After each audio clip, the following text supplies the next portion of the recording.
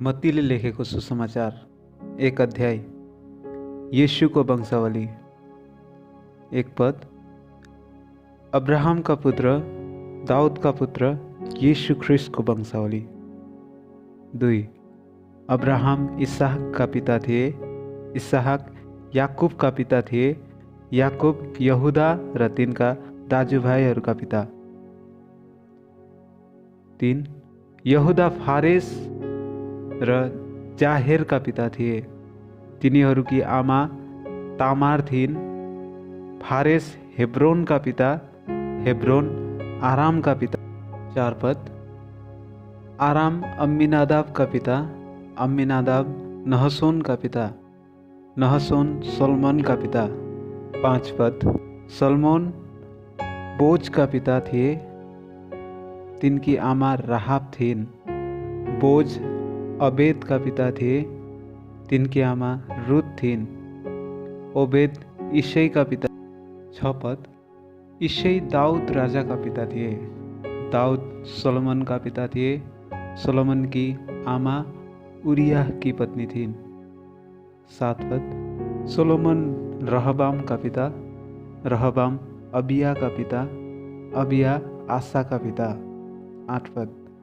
आसा यहोशापातका पिता, यहोशापात यहोरामका पिता, यहोराम उज्जियाहका पिता। 9 पद। उज्जिया योतामका पिता, योताम आहाजका पिता, आहाज हिजकियाका पिता। 10 पद।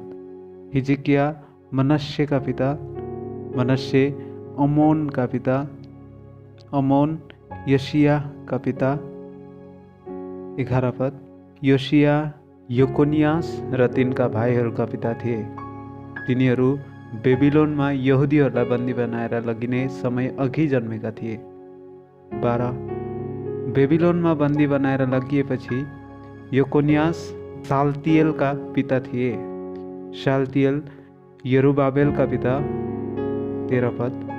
यरुबाबेल अबियुदका पिता, अबियुद एलियाकिमका पिता, एलियाकिम आजोरका पिता। 14।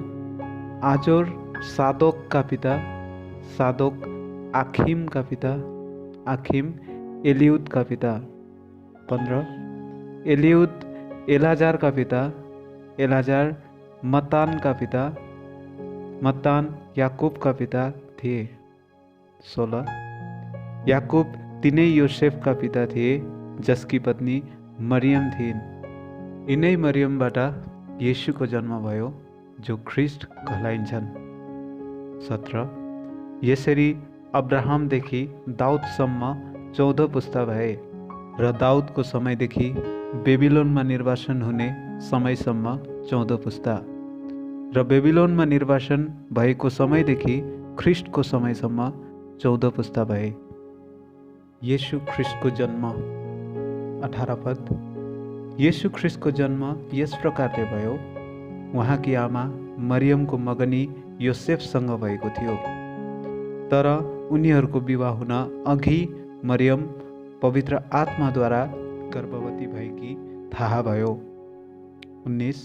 तर तिनका पति योसेफ धार्मिक मानिस भएका हुनाले तिनलाई शर्ममा पार्ने इच्छा नगरी तिनलाई गुप्तमै त्याग्ने इच्छा गरे। 20।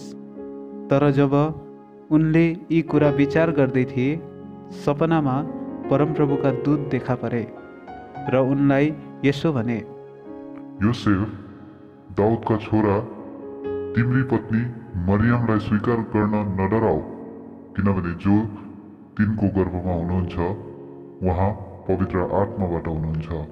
21।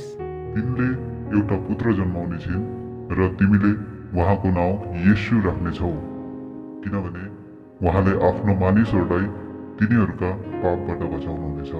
22। अगमवक्ताहरूद्वारा परमप्रभुले बोल्नुभएको वचन पुरा हुनलाई नै यी सबै भएका हुन्। 23।